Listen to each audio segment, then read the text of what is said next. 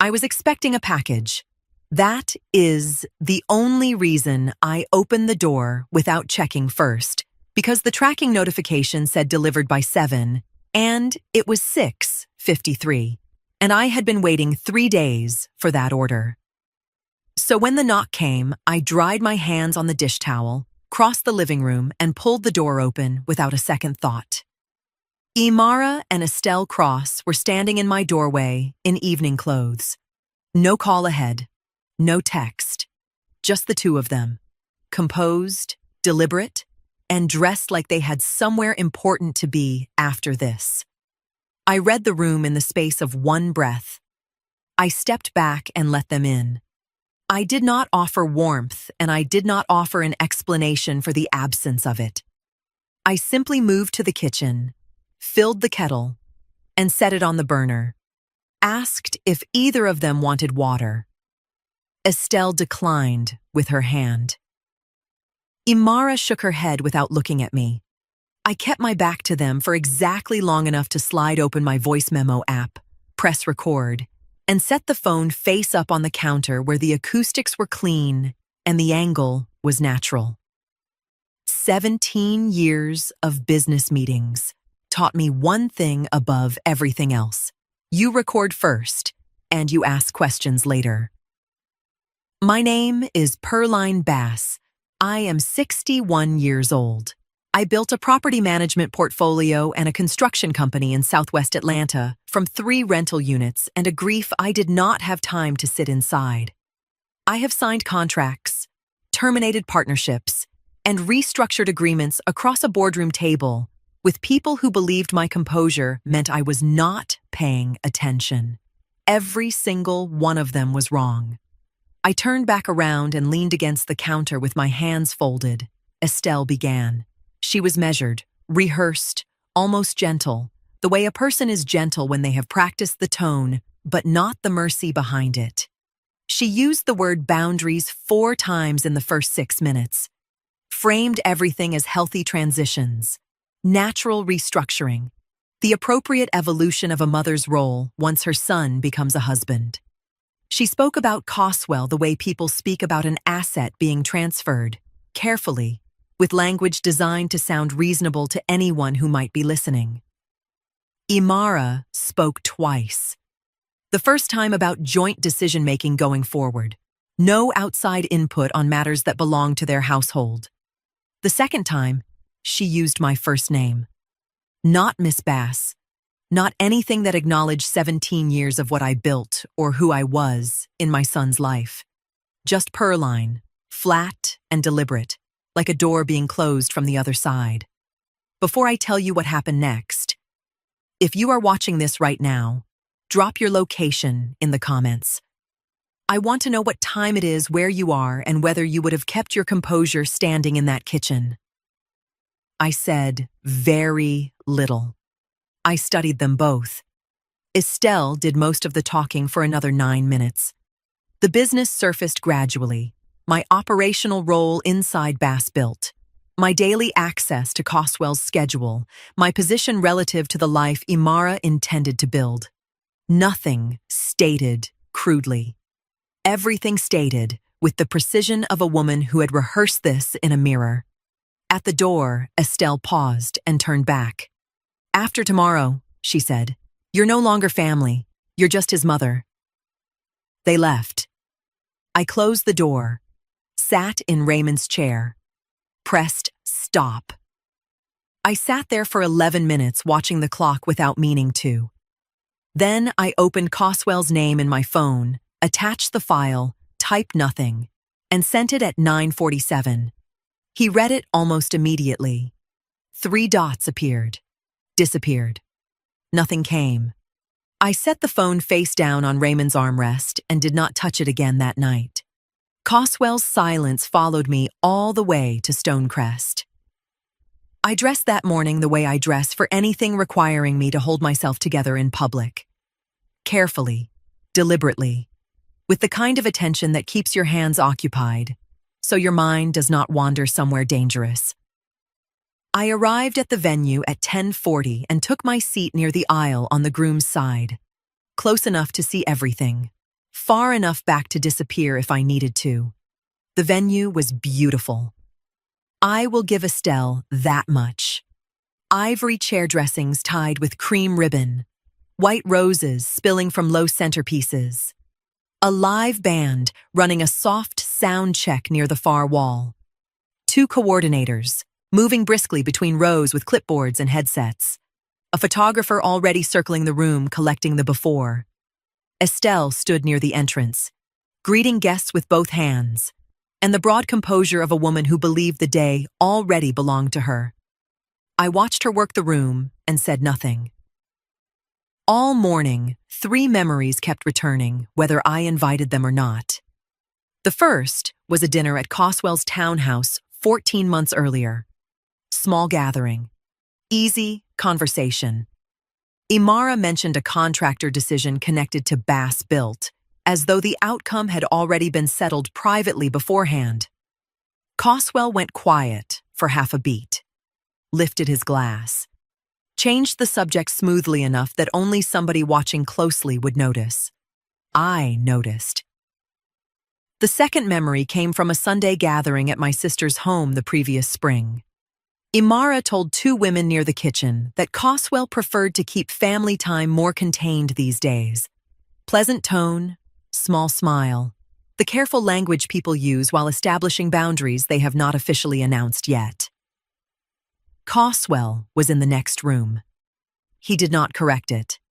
The third memory unsettled me most.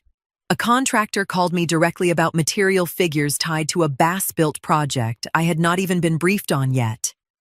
When I later mentioned the numbers to Coswell, genuine surprise crossed his face before he covered it. I understood then information was leaving our business through channels neither of us had approved. I was still sitting with those memories when Coswell walked through the venue doors at 11:15. Charcoal suit, no boutonniere, no groomsman beside him.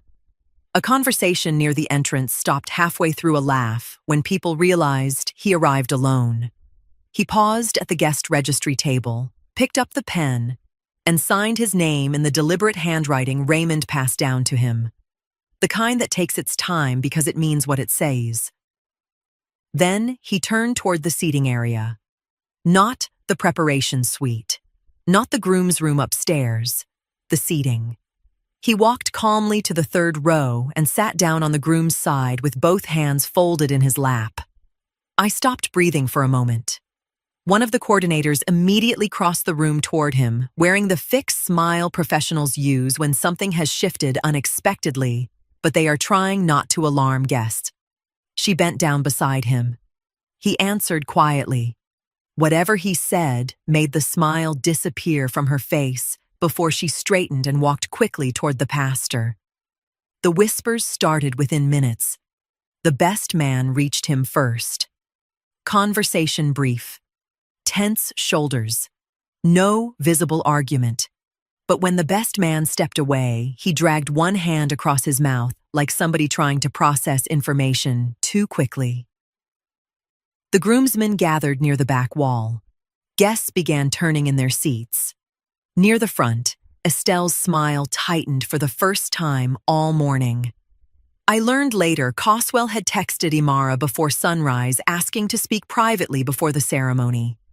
Imara had left her phone with the bridal party while hair and makeup rotated through the suite upstairs. Estelle saw the message first when one of the bridesmaids handed her the phone, thinking it might be wedding-related.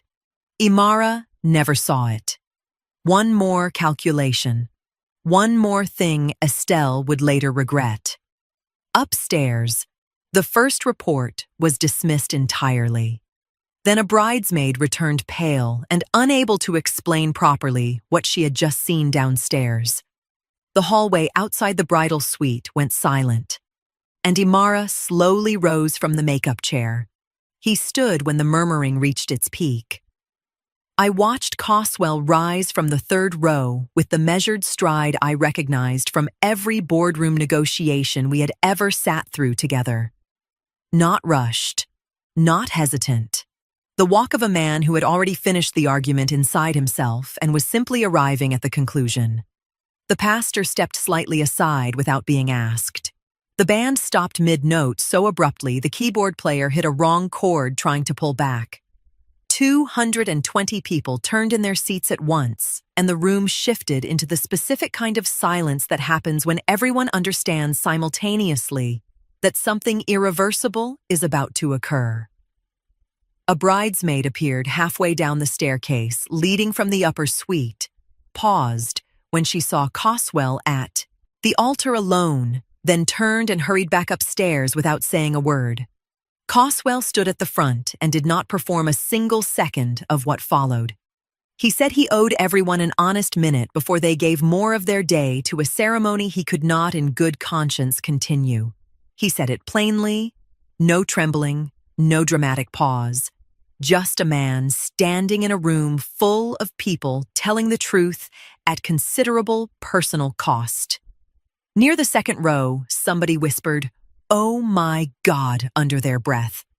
Another guest shushed them immediately. He said he had learned something the night before that changed his understanding of the life he was preparing to walk into. Not a rumor. Not a misunderstanding. Something documented and clear that removed every reason he had left to proceed. Then he said something that made the room go still in a different way. He said, "This is not about one night. One night simply made it impossible to pretend I had not already seen enough." At the back of the room, Estelle stood up so quickly her chair legs scraped against the floor. For one brief moment, I thought she was going to walk toward him. Instead, she stopped herself, one hand gripping the edge of the aisle chair hard enough that even from where I sat, I could see the tension in her fingers. Nobody else moved. Coswell said marriage could not be built on a foundation where loyalty and authority were already being negotiated before vows were spoken. He said he loved Imara, said it plainly without decoration, the way a person says something true that costs them, and that loving her made the decision harder, not easier, which was exactly how he knew the decision was real. The wedding coordinator took 2 anxious steps toward the pastor like she intended to interrupt, then stopped when the pastor gave a small shake of his head. Coswell thanked the pastor, thanked every person in that room for their time, their presence, and their expense, apologized that he could not offer them a different answer. Then he reached into his jacket pocket. The room stopped breathing. He walked to the altar rail and placed the engagement ring on the wood. Not handed back. Not thrown.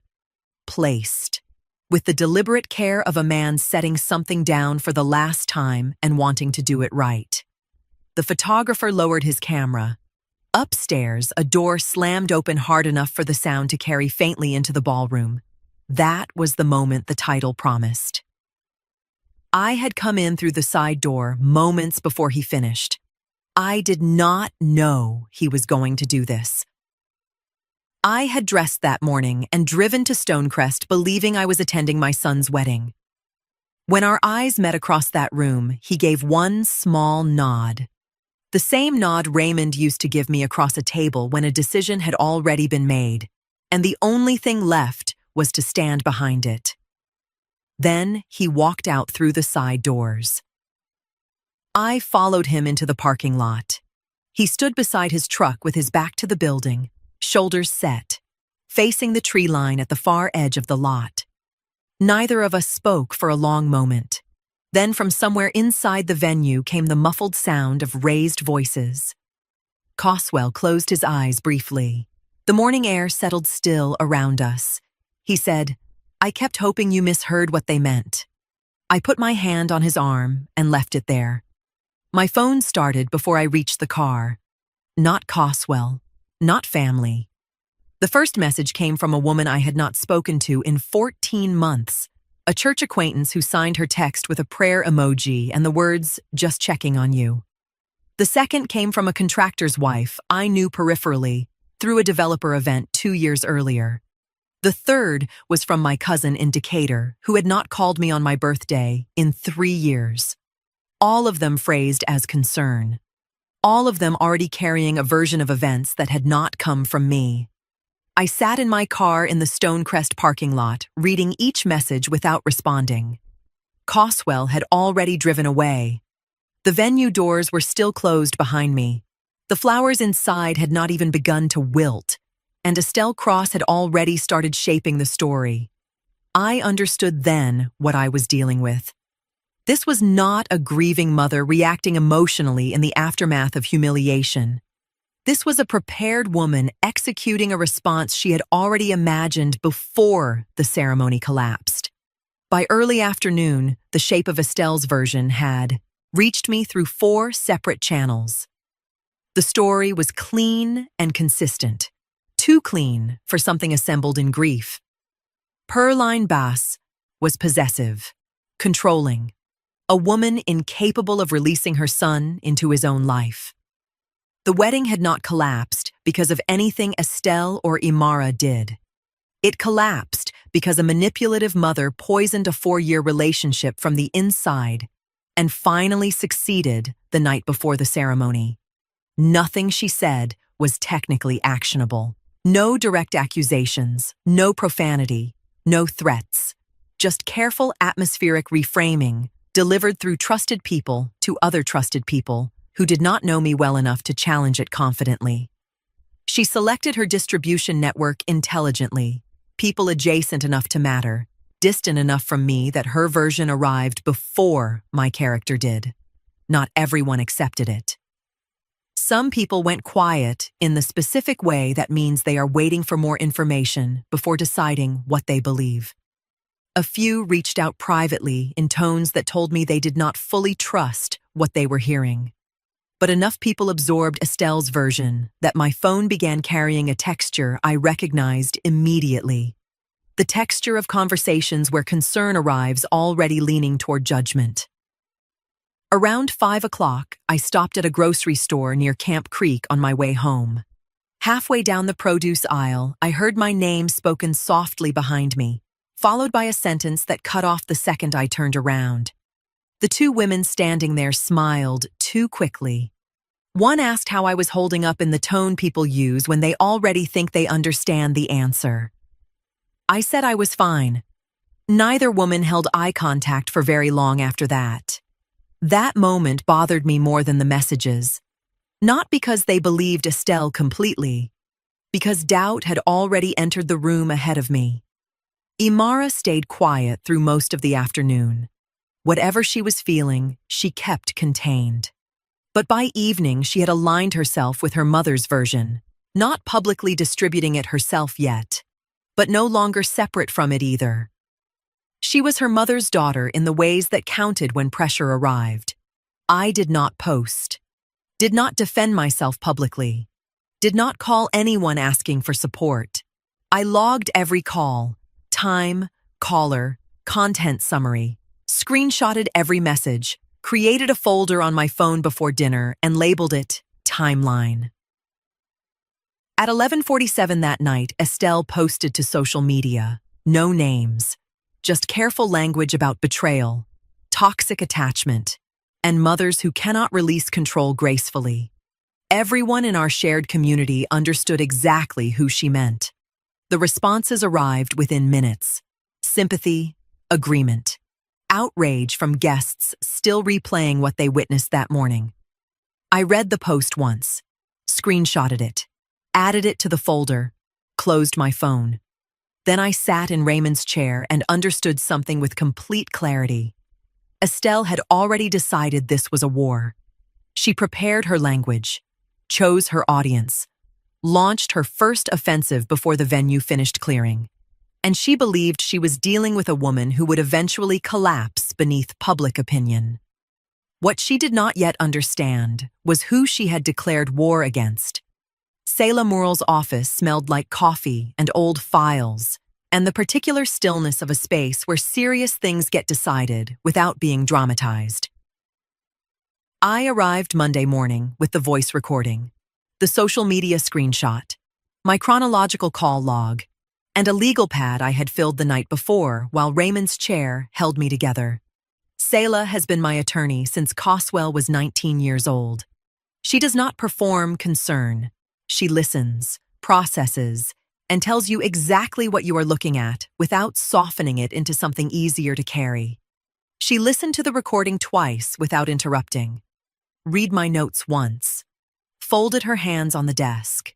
Then she said, per line, this was never just about the marriage. I waited. She leaned back slightly in her chair. Georgia doesn't automatically hand a spouse ownership of a family business because a wedding happened.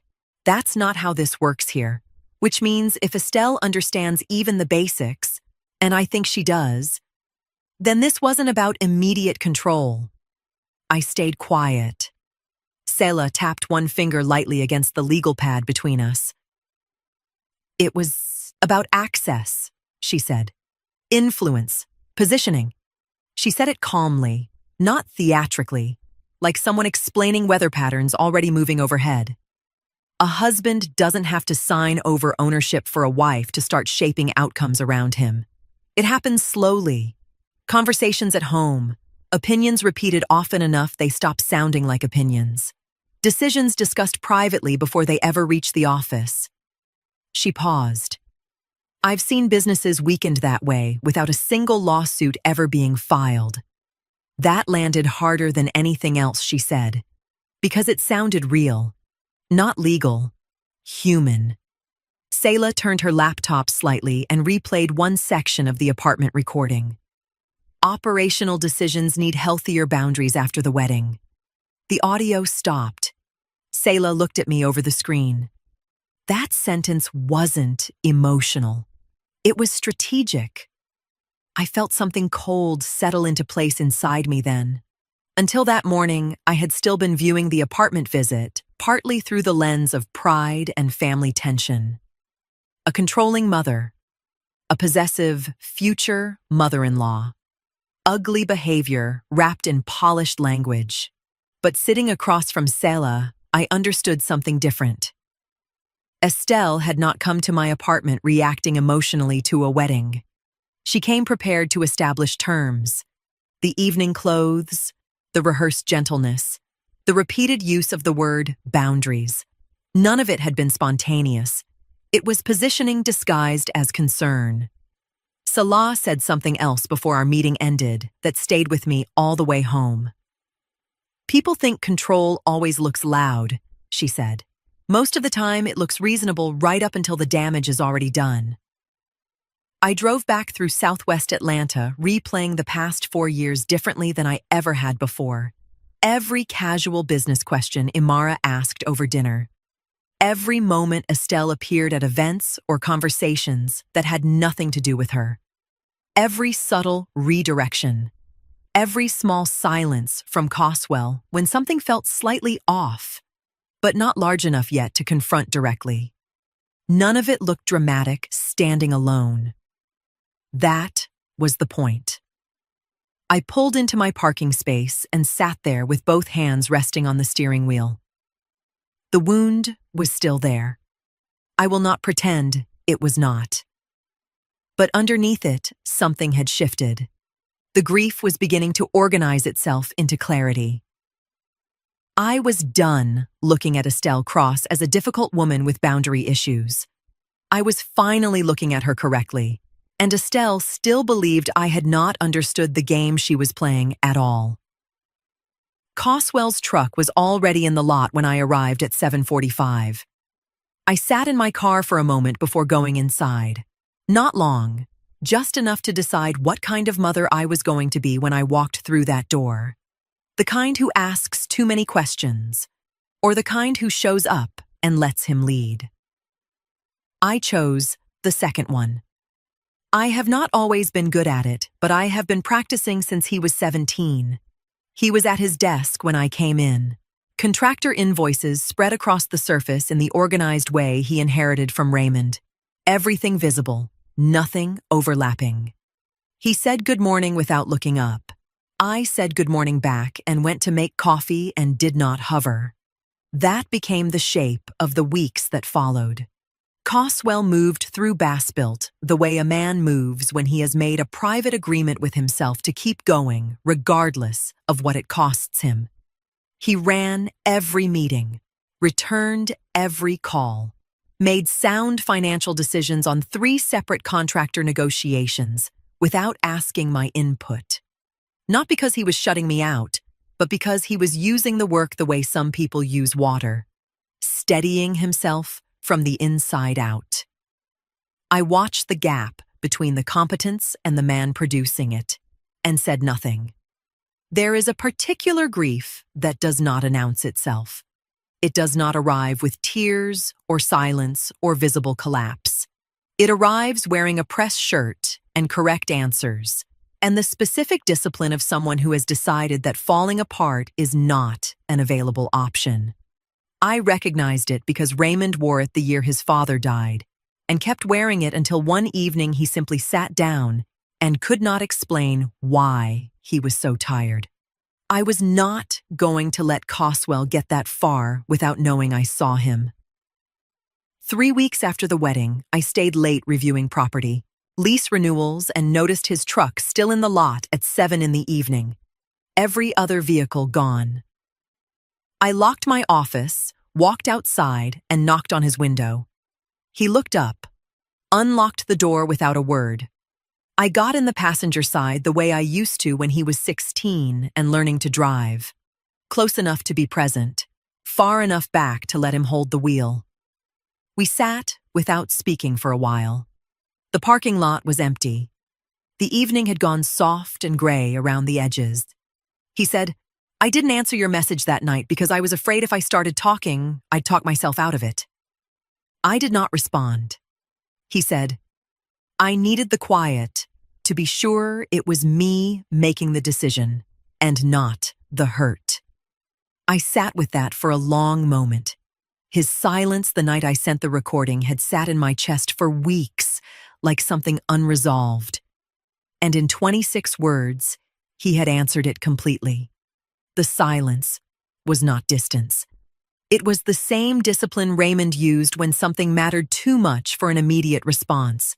The decision needed to belong entirely to him, or it would not hold. He had understood that at 32, in a way, it took Raymond until 40 to learn. I did not tell him that. I just stayed until he was ready to go. He started the truck at 7:40, and I walked back to my car, drove home through Southwest Atlanta with the windows down and the evening settling around me. My son was going to be all right.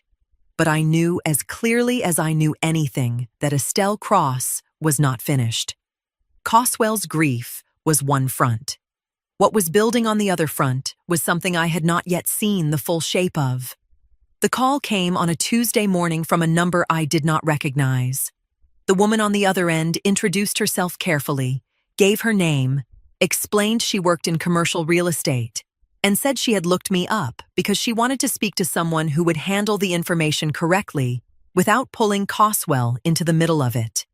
I appreciated that. I told her to take her time. She had been approached outside a midtown parking deck the previous afternoon.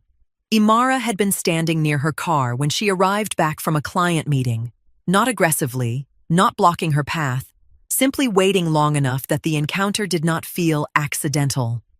The woman said the garage was nowhere near anything connected to Imara professionally as far as she knew. Imara asked how well she knew Coswell, how recently they had spoken, whether I had introduced them or whether they met through work. Pleasant the entire time. Calm voice, appropriate distance.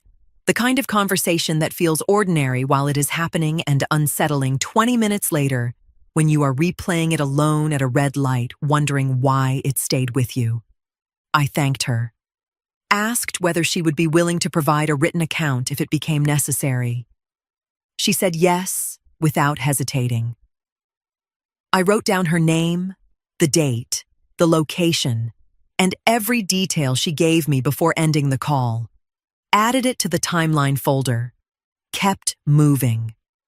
2 weeks later, a second report came through a contractor Coswell worked with regularly along Cascade Road. His office manager mentioned noticing the same dark sedan outside the building on 2 different afternoons over the course of 10 days. Same vehicle, same general area near the curb. She could not say with certainty the driver was Imara, because she never got close enough the first time to identify her clearly. The second time, she recognized the profile after seeing wedding photos circulating online months earlier and mentioned it casually to the contractor, who called me directly. No confrontation, no calls, no scenes.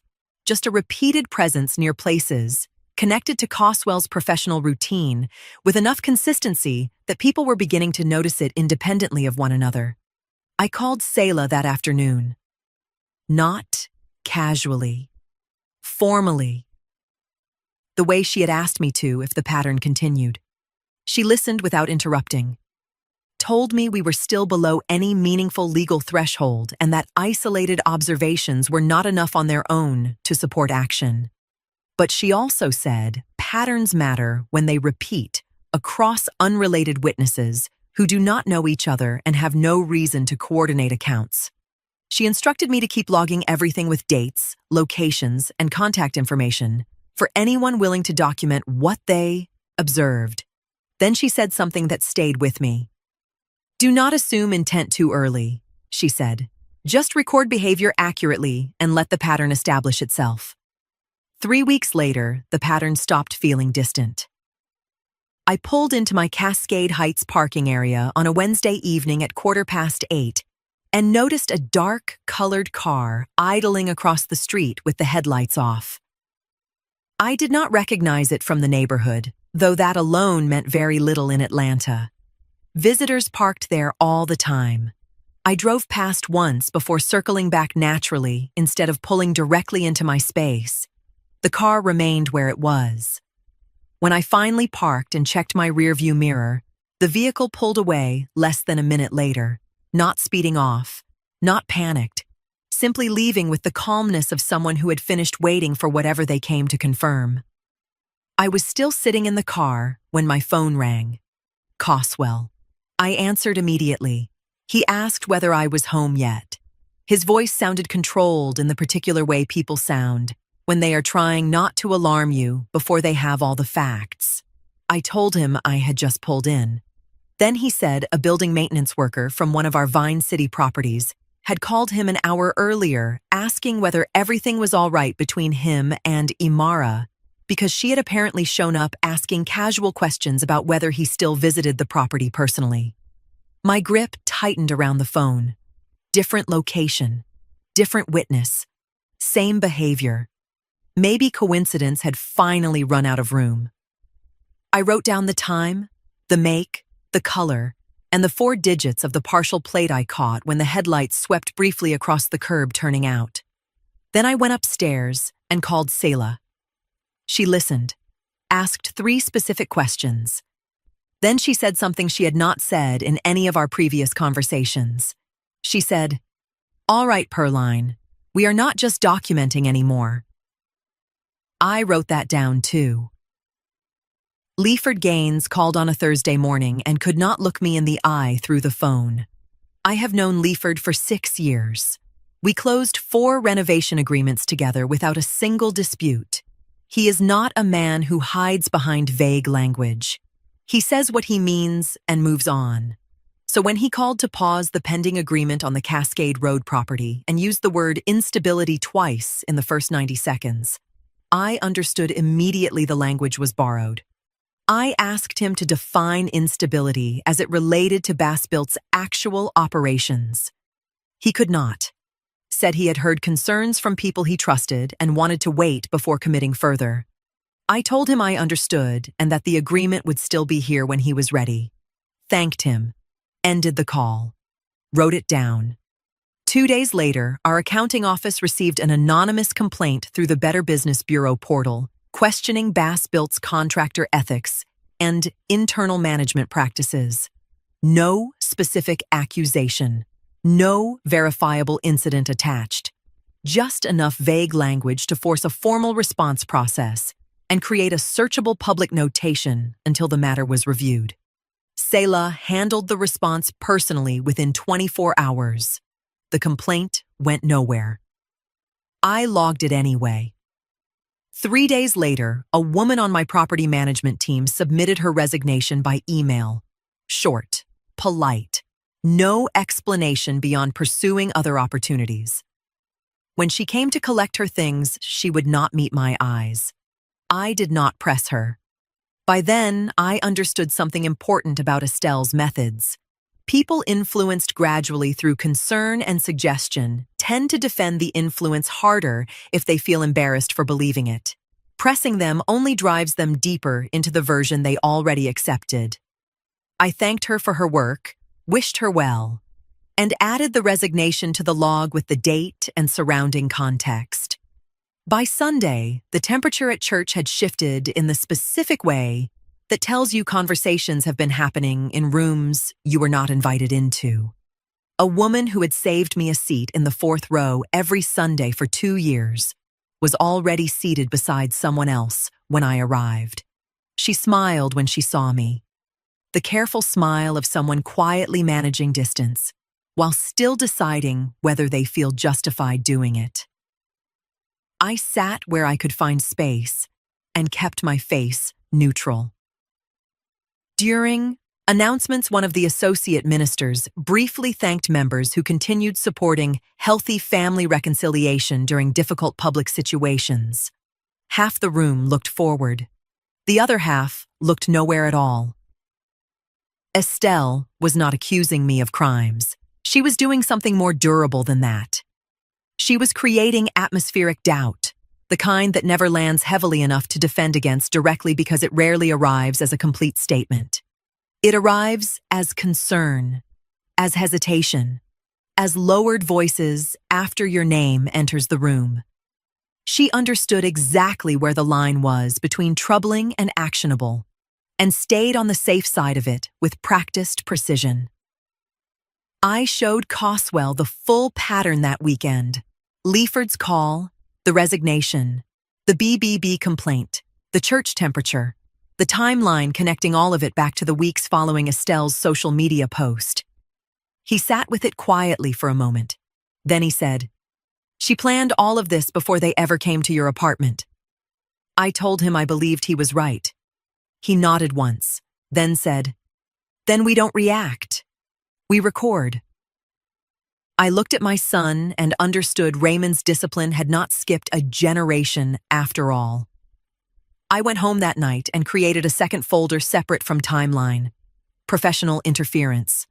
Leaford's call became the first entry, the BBB complaint the second, the resignation the third, church observations the fourth. By the end of the month, the folder contained 6 separate incidents. Estelle had been operating for months with the confidence of a woman who believed patience belonged only to her. That confidence was her first mistake. The second mistake was still coming.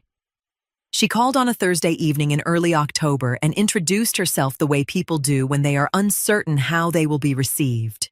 Carefully, with context offered before the ask. She worked in procurement for a mid-sized logistics firm. She met Coswell twice through shared industry events and exchanged business cards with him the way professionals do. Politely, without anything developing beyond occasional LinkedIn interaction. She had no personal stake in what happened at that wedding. She was calling because that afternoon, Imara had been standing outside her office building again, and it no longer felt responsible to keep dismissing the pattern as coincidence. I told her I was listening. Over the previous 2 months, she had noticed Imara 4 separate times, near locations connected to her own routine rather than Coswell's. Once near her office building, once outside a networking event in Midtown, twice in parking areas, connected to places she visited regularly after work. None of the encounters involved confrontation. That was what unsettled her most. Imara behaved like someone trying very carefully not to appear as though she was watching anything at all. The woman also received 3 text messages during that same period. The first polite, the second more probing, the third specific enough that she screenshotted it and showed it to a friend before deciding not to respond further. Then she told me about the phone call. 10 days earlier, Imara called her directly late in the evening. The woman answered through her car's Bluetooth system while driving home. But there was a slight connection delay, and Imara apparently assumed the call had gone to voicemail before the audio fully opened. So she kept talking. The woman stayed quiet and let the line run. What recorded through the dashboard system was not some perfect confession people hear in movies. Parts of it were muffled beneath road noise and turn signal clicks.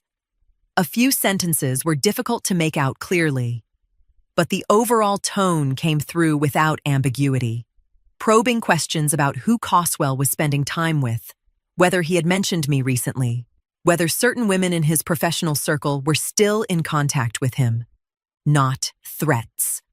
Nothing explosive, but enough to establish pressure. Enough to make clear this was not a grieving woman making one emotional mistake after a breakup.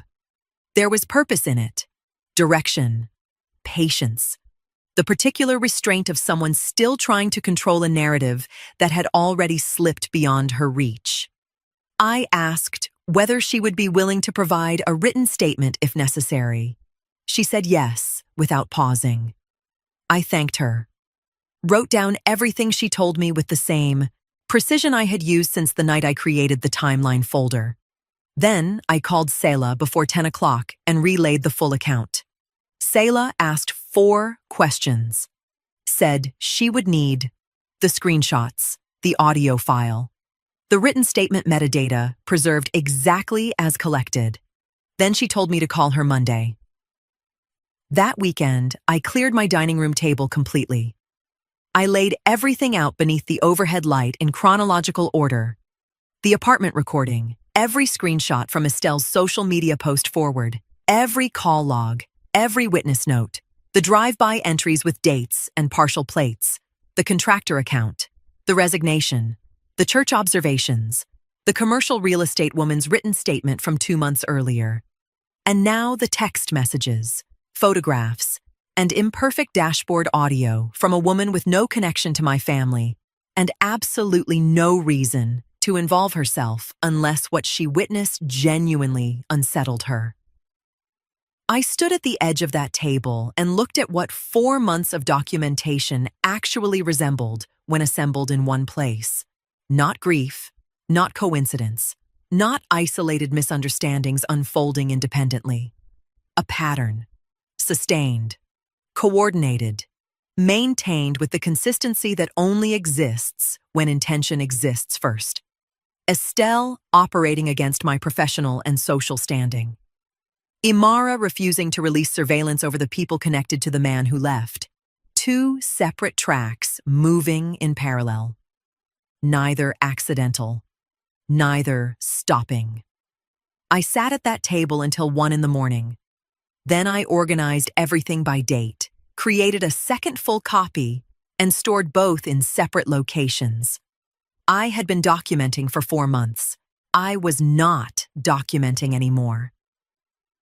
He arrived at noon on a Sunday, carrying the particular quietness he had worn since the wedding, present, functional, and holding something just beneath the surface that he had not yet put down.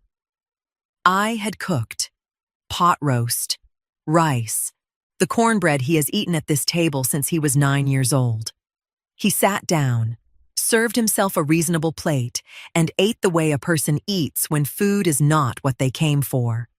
Mechanically, politely, clearing enough of it to avoid making me ask. When he pushed the plate aside, I cleared the table completely. Then I went to the bedroom and came back with both copies of the documentation and laid everything out in front of him in chronological order. I did not editorialize, did not tell him how to feel or what to conclude. I simply walked him through it from the beginning. The first call from the commercial real estate woman, the contractor's office manager report, the drive-by entries with dates and partial plates, the resignation, the church distance, Leaford's call with its borrowed language, the text messages, the photographs, and the 47 seconds of audio that a woman with no connection to our family had recorded without trying. I laid it all out, and then I sat down, and I was quiet. Coswell did not speak for a long time. He moved through the pages with the same methodical attention he brings to contractor proposals. Nothing skimmed, nothing rushed. Everything read for what it actually says, rather than what it appears to say at first contact. His hands were flat on the table when he finished. He did not look up immediately. Then he said, "The wedding wasn't the plan failing. It was the plan not working fast enough." I told him I had come to the same conclusion. He looked up then, asked how long I had been carrying this without telling him. I said I did not want to add weight to what he was already managing. He looked at me the way Raymond used to look at me when I had done something entirely reasonable that he still wished I had done differently. Not anger, not disappointment. Something more patient and more tired than either of those things. He picked up his phone. The first call was brief. He identified himself, referenced Selah's name as the referral, and confirmed an appointment for Thursday morning with an attorney who handled harassment and protective proceedings. The entire call lasted 4 minutes. He hung up and made the second call before I finished processing the first. The second was shorter. A man answered on the second ring. Coswell gave his name and said he had work that required discretion and experience with behavioral pattern documentation. The man asked 2 questions. Coswell answered both. They agreed on a meeting for Tuesday afternoon. Coswell ended the call and set his phone face down on the table. Neither of us spoke for a moment. He stayed another hour. We did not discuss the documentation again. It had been said and received, and that was sufficient. We talked about a Bass-built contract renewal coming up in November, and whether the Mechanicsville property needed a roof assessment before winter. Normal things. Necessary things. The kind of conversation that holds 2 people together when the larger conversation has already taken everything it needs. At the door, he embraced me. The long kind, not the brief contact of a son leaving after Sunday dinner, but the kind that means something is being transferred between 2 people who do not need to name it. He walked out without telling me exactly what came next. I locked the door and stood in the quiet of my apartment. The weight was still there, but for the first time in months, it was not mine alone to carry. She had been careful for a long time, months of operating inside the space where behavior is troubling but not actionable. Social media posts without names, whispered conversations that evaporate before they can be held, atmospheric doubt distributed through community channels that run entirely on word of mouth and trust. She knew exactly where the line was. She had stayed on the correct side of it with the practiced precision of someone who had done this before or had been advised by someone who had. Then she crossed it. A developer Bass-built had worked with across 2 contract cycles received a forwarded text message on a Tuesday morning. The message came from Estelle. It referenced a specific bidding process connected to a Bass-built renovation contract from the previous year. It implied that financial figures on that contract had been manipulated. It suggested the developer might want to reconsider his ongoing association with the company before whatever was coming became public. It was specific enough to be actionable and written enough to be preserved. He forwarded it to me without comment the same afternoon. I called Selah before the end of the business day and read it to her word for word. She was quiet for a moment. Then she asked me to send it directly to her encrypted email and come in Thursday morning. I was in her office at 9. She had printed the message and placed it in the center of her desk. She walked me through what she was looking at without rushing any of it. Georgia defamation law requires a false statement of fact communicated to a third party in a context designed to cause harm, not an opinion. Not a vague implication spoken aloud in a corridor where no one can confirm exactly what was said. A statement. Specific enough to be measured against verifiable records. Communicated in writing to a third party with a professional relationship to the subject. Designed explicitly to cause that third party to withdraw from a business association. Estelle had met every single element. Bass Built's financial records on the named contract cycle were clean, documented, and fully auditable going back 3 years. There was no figure manipulation. There was no irregularity of any kind. The claim was not just false, it was specifically and demonstrably false, in a way that our records could prove without ambiguity. Selah filed the defamation claim the following week. Estelle's attorney contacted Selah within 4 days, recommending early settlement. Quiet, contained, handled, before the documentation attached to the filing entered public record. It was the correct advice. Estelle declined it. She had spent months calculating that whatever I was building was nothing more than a wounded mother's collection of screenshots and hurt feelings dressed up as a legal strategy. She believed she understood the limits of what I had. She believed she would win. That overconfidence, the same overconfidence that dressed itself in evening clothes and stood in my doorway delivering terms, was the thing that put her on a path to a courtroom she could not control. Selah looked at me across the desk when we finished reviewing the filing. She said, "She finally put it in writing." I drove home through Southwest Atlanta and sat in Raymond's chair in the particular quiet of an apartment where nothing was required of me for the rest of the evening. The message was filed. The records were ready.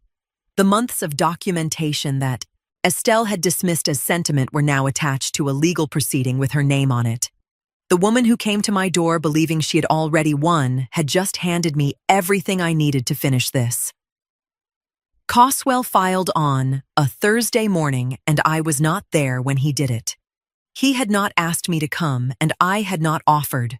Some things a grown man needs to do without his mother beside him, not because she is unwelcome, but because the act needs to belong entirely to him, or it carries less weight when it lands. I understood that. I stayed at the Bass Built office, reviewing lease renewals and waiting for my phone to show me the confirmation he promised to send when it was done. It came at 11:43. Filed. Done. The petition requested a temporary protective order naming both of us as protected parties pending a full hearing.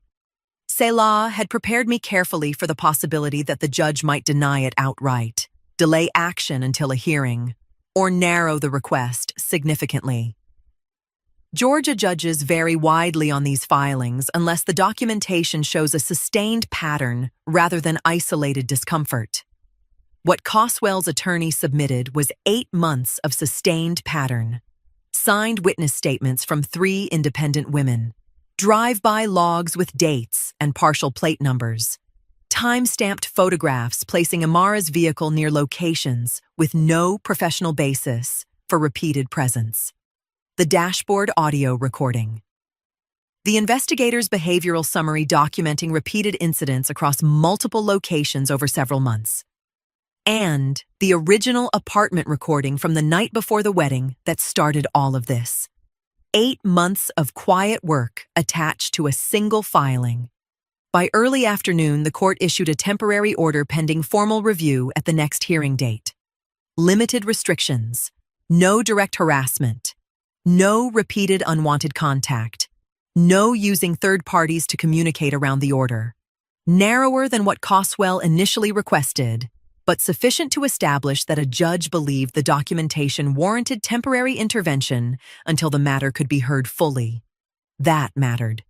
Not because it solved anything immediately, because it moved the situation out of whispers and into record.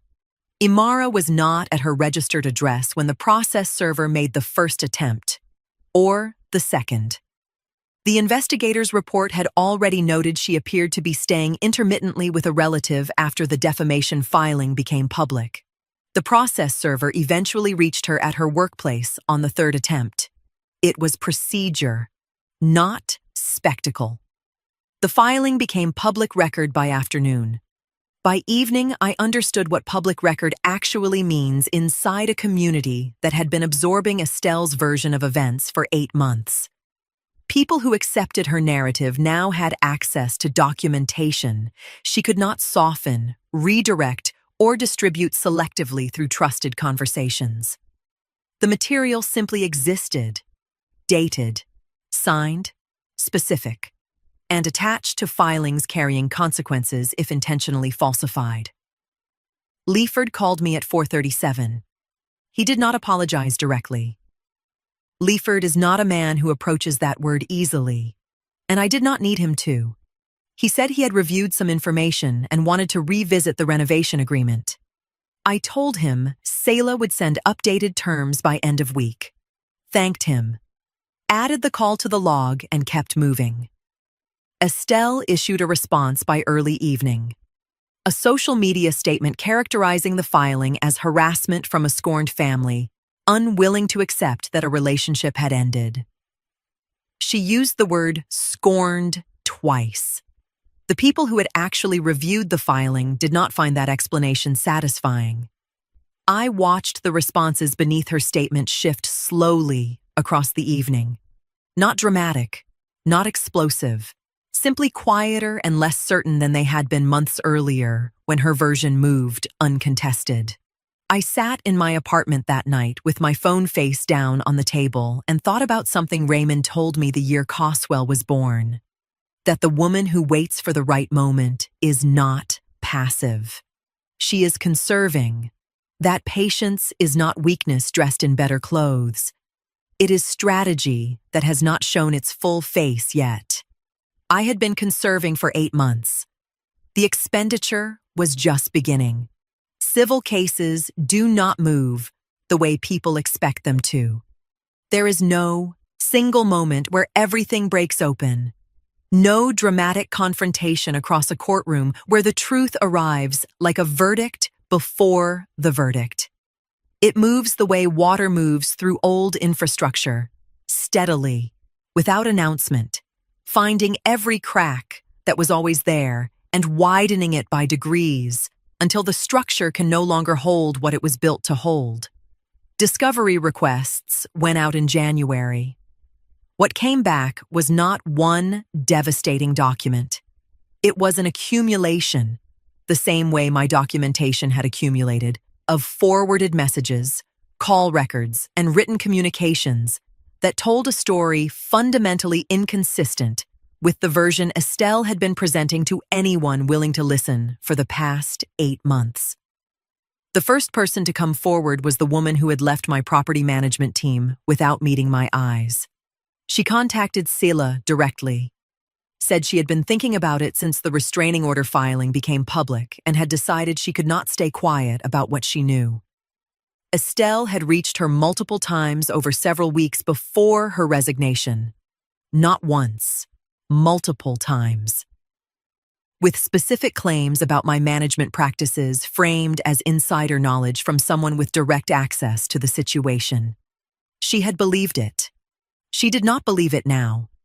She provided a written statement covering every conversation, every date she could confirm, and every specific claim Estelle had made. She signed it and submitted it without being asked twice. Her statement joined the file. Discovery pulled Estelle's direct communications with Leaford next. What those messages showed was not a concerned community member sharing honest worry. They showed a deliberate and repeated effort to introduce doubt using language that borrowed the credibility of proximity, implying knowledge she did not have, referencing specifics she could not verify, and framing it consistently as something about to surface publicly. Leaford had received 4 separate messages across 3 weeks before he called me to pause the renovation agreement. He renewed the Bass-Built contract before the discovery phase concluded. Did not discuss the messages with me directly. Did not need to.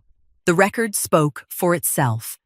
Then Selah called me on a Wednesday afternoon in early March and told me something I had not expected. Imara had submitted a voluntary written statement. She had stopped attending meetings with Estelle's legal team weeks earlier. Selah had noted her absence through the procedural communications, but said nothing until there was something to say. What Imara provided was a first-hand account of the apartment visit. She was there. She heard everything Estelle said. She corroborated the recording from the inside, not because anyone compelled her to, but because she had made a decision about who she was willing to be when the alternative was continuing to be her mother. It was the one piece of evidence Estelle could not reframe. Every other element of the case she had an answer for. Incomplete, implausible, but present. Her own daughter's signed statement describing what happened in my apartment that night had no answer. It simply sat inside the file, telling the truth. That evening, my phone showed a message from a number I recognized. 7 words, no greeting, no ask. My mother made this worse than it had to be. I read it once, thought about Imara at 29, what she had been taught to believe, what that belief had cost her, and how completely her mother's strategy had destroyed the very thing it was designed to secure. Then I placed the phone face down on the counter and did not respond. Her restitution was not mine to give. She had already offered the only thing that mattered, her name on a document telling the truth about a night Estelle believed would never be accounted for. Estelle was running out of versions of events to offer. Everything she had built against me had been constructed on the assumption that I would not outlast her. She was wrong about that from the beginning. She was simply the last one to understand it. The gray dress has hung in my closet for 12 years. I bought it the year Raymond died, for a meeting with a developer who had decided a recently widowed woman with 3 rental units was not a serious business partner. I wore it that day and closed the agreement before lunch. I have worn it to every consequential proceeding since then. Not from superstition, but from the specific confidence of a garment that has never been in the room when things went wrong. I put it on the morning of the civil hearing and drove to the courthouse without calling anyone. Nearly 11 months had passed since the wedding by then. Depositions, discovery exchanges, mediation attempts that went nowhere, continuances requested by Estelle's legal team after additional communications surfaced during document production. The case had moved the way serious civil matters usually move, slowly, expensively, and with enough paperwork to make everyone involved tired of hearing their own names attached to it. Selah was already in the corridor when I arrived. We reviewed nothing. Everything had already been reviewed too many times to matter anymore. She simply nodded, and we walked in together. Coswell was 2 rows behind me. I did not turn around to confirm it. I knew his posture the way I know my own handwriting, and I could feel him settled and present, and that was sufficient. Civil court is not built for spectacle. There are no moments where a single revelation breaks everything open and the room reacts. There is procedure. There are records read into evidence. There are written statements presented in the sequence that makes their collective meaning unavoidable. There are attorneys who make the arguments available to them, and a judge who has seen every version of every argument and is interested only in what the documentation supports. Estelle's attorney made the arguments available to him. They were not without structure. But structure is not the same as foundation, and what he was building on had been compromised long before this morning. Selah made the arguments available to her. She did not perform them. She presented them the way she presents everything, in order, without excess, letting the record carry the weight that the record had earned. Under cross-examination, Estelle's own written communications were read back to her. The forwarded text to the developer. The 4 messages to Leaford. The call records reconstructed through discovery showing the reach and repetition of her campaign. And Imara's voluntary statement, her own daughter's account of what was said in my apartment that night, entered and acknowledged without any explanation Estelle could offer that the room found credible. Her defense did not collapse from one exposed lie. It collapsed from accumulation, from repetition, from a paper trail she had not believed I was capable of building. The woman who had operated inside plausible deniability for months could not maintain that deniability once her own words were being read back to her, beside records, timelines, and witness statements collected across nearly a year. The judgment was financial, significant enough to hurt, permanent public record, not ruinous in the dramatic way television likes to imagine, but substantial enough that settlement discussions restarted almost immediately afterward regarding the remaining claims. Afterward, I gathered my documents, thanked Selah in the hallway with the specific brevity of two people who have done what they came to do. Coswell walked with me to the parking structure without speaking. In the elevator, he placed his hand briefly on my shoulder.